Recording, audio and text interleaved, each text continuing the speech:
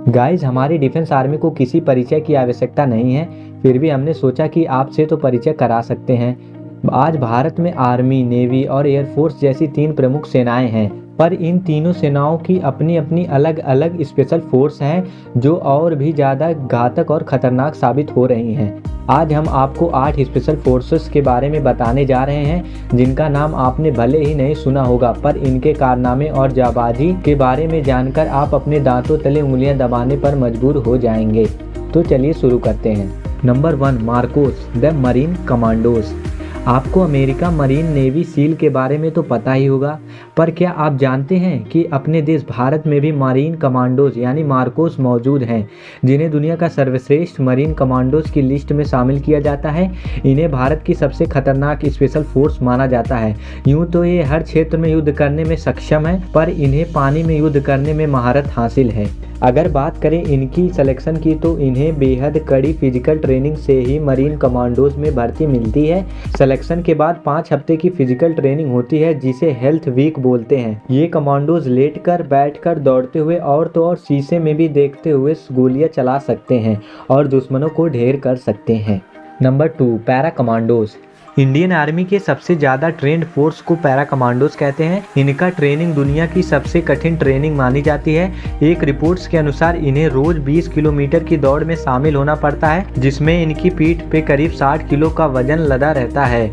इस ट्रूप्स में सिर्फ उन्हीं जवानों का सिलेक्शन होता है जो बेहद फिजिकली फिट हों, मोटिवेटेड हों और साथ साथ इंटेलिजेंट भी हों। आपको पाकिस्तान से 1971 में हुई जंग के बारे में तो पता ही होगा। इस युद्ध में पैरा कमांडोज का अहम योगदान था। Number 3, Garud commando force. ये एक स्पेशल किस्म की फोर्स होती है। 2000 कमांडोज वाली Garud commando force Indian air force की एक खास यूनिट है। ये फोर्स हवा से जुड़े ऑपरेशन में ज़्यादा काम आते हैं, या फिर कहीं टेररिस्ट स्पॉट मिले तो वहाँ हवा से ही ज़मीन पर उतरकर लड़ाई करना। इनका सबसे ज़्यादा यूज रेस्क्यू में होता है, जैसे जहाँ बाढ़ आ जाए या फिर लैंडस्लाइड हो जाए या फिर भूकंप आ जाए। इन सब जगहों पर ये बहुत लाभकारी होते हैं। यदि बात करें इस टुकड़ी की ट्रेनिंग की, तो इसकी ट्रेनिंग काफ़ी मुश्किल होती है। इनको मिशन में शामिल होने के लिए लगभग 3 साल का वक्त लगता है। उससे पहले इनकी ट्रेनिंग चलती है। इनको जंगल, रेगिस्तान और बर्फ सब में ढलने की क्षमता होती है। इनको वेपन्स की ट्रेनिंग के साथ साथ इन्हें हाईजैक रोकने की भी ट्रेनिंग दी जाती है। नंबर 4, घातक फोर्स। ये इंडियन आर्मी की एक स्पेशल यूनिट फोर्स है जिसे घातक फोर्स कहते हैं। जैसा इनका नाम है वैसा ही इनका काम है।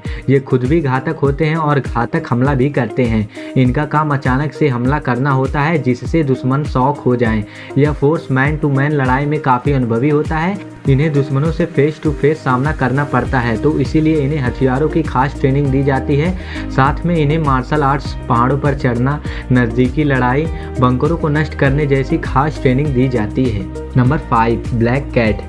साल 1986 में NSG यानी नेशनल सिक्योरिटी गार्ड, यूँ कहें ब्लैक कैट कमांडो की एक टुकड़ी का गठन हुआ था। ये ना ही सेंट्रल आर्म पुलिस फोर्स में शामिल होते हैं, ना ही पैरामिलिट्री के अंतर्गत आते हैं। इसमें इंडियन आर्मी और सेंट्रल आर्म पुलिस फोर्स दोनों के जवान शामिल होते हैं। NSG को युद्ध के लिए सबसे खास किस्म के हथियार दिए जाते हैं। इस फोर्स में सिलेक्शन के दौरान 70 से 80% लोगों को रिजेक्ट कर दिया जाता है, यानी इसमें वेल क्वालिफाइड सोल्जर्स ही जाते हैं। Number 6, COBRA commando battalion for resolute action यानी कोबरा भारत की इकलौती ऐसी यूनिट है जिसे गुरिल्ला वारफेयर की ट्रेनिंग दी जाती है। कोबरा यूनिट CRPF का ही हिस्सा है। इन्हें जंगलों में छलावरण का गजब का तरीका आता है, साथ ही ये आसानी से जंगली इलाकों में महफूज रह सकते हैं। इन सब के अलावा इनको पैराशूट जंप, हमला करना और हथियारों का खास समझ इनके अंदर विकसित किया जाता है। इनके स्नाइपर यूनिट भारत की आर्म फोर्स में सबसे ज़्यादा खास मानी जाती हैं।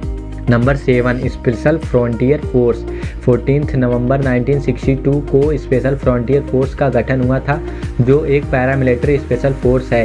ये आतंकवादियों से लड़ने में, बंदियों को छुड़ाने में, कोवर्ट ऑपरेशन करने में ये एक्सपर्ट होते हैं। ये भारत की खुफिया एजेंसी रॉ के साथ मिलकर काम करते हैं। इनको भी गुरिल्ला वारफेयर की तौर तरीके और पैराशूट जंप की खास ट्रेनिंग दी जाती है। Number 8, force 1। 26 नवंबर को मुंबई में हुई टेररिस्ट अटैक के बाद मुंबई पुलिस ने अपनी खास टुकड़ी का गठन किया, जो किसी भी तरह से अन्य आर्म फोर्स से कम नहीं है। इनका नाम रखा गया फोर्स 1। इनका काम मुंबई में होने वाले बड़े हमले और शहर को आतंकवादी खतरों से छुटकारा दिलवाना। ये दुनिया की सबसे तेज रिस्पांस टीम है जो सिर्फ 15 मिनट के भीतर एक्शन के लिए तैयार हो जाती है। इन्हें इजराइल की स्पेशल फोर्स के साथ ट्रेनिंग दी जाती है। तो गाइज ये थे इंडिया के जाबाज सिपाही। कमेंट में बताइए आपको कौन सा आर्मी रीजेंट अच्छा लगा, और हाँ वीडियो को लाइक करें और चैनल को सब्सक्राइब भी कर लीजिएगा।